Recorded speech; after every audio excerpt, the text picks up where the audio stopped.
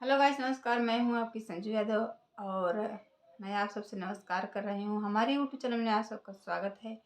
और मैं बहुत प्यारा सा बेटी विवाह गीत, दर्द भरा गीत लेकर आई हूँ। कैसा लगा तो आप लोग प्यारा सा कमेंट करके बताइए और आइए हमारे गीतों का आनंद लीजिए।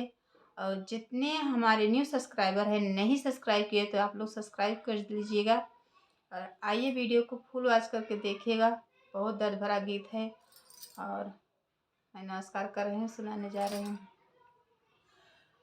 डोलिया उतारो कहरा पिपरा के तरवा हो, मामी मिलन हम जबै रे ललनवा।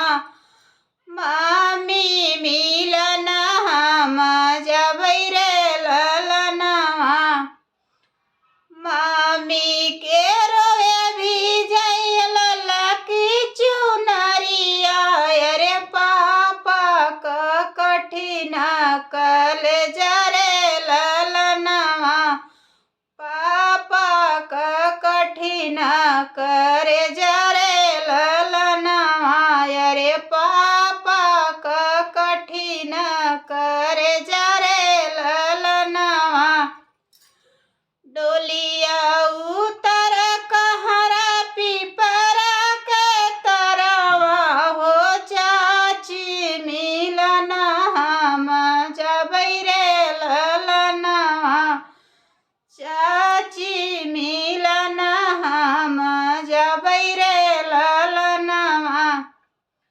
चाची के रोए बहै गंगा जमुनवा हो, चाचा का कठिन करे जरे ललनवा। चाचा का कठिन करे जरे ललनवा। डोलिया उतरो कहरा पिपरा के तरवा हो, भाभी मिलन हम जबै रे ललनवा।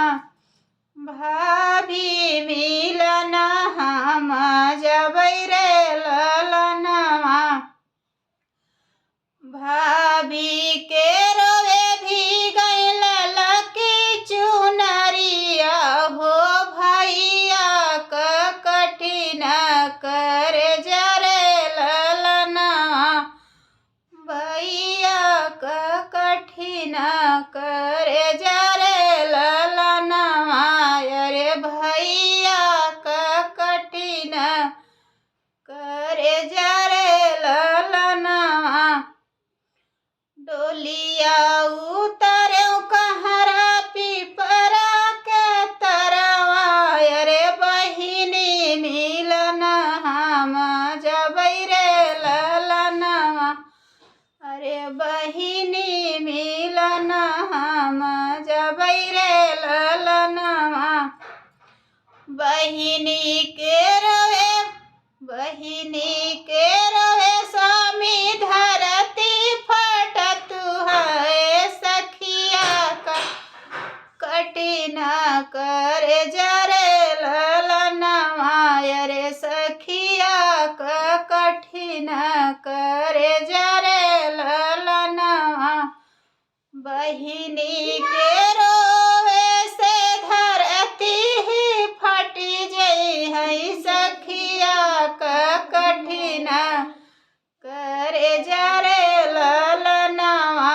अरे सखिया का कठिन करे जरे ललनवा।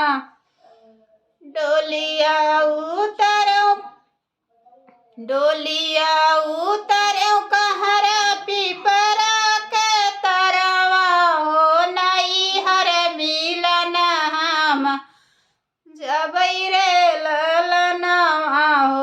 नैहर के देश हम जबै रे ललनवा। नैहर के लोग हो माया हो जनई हई,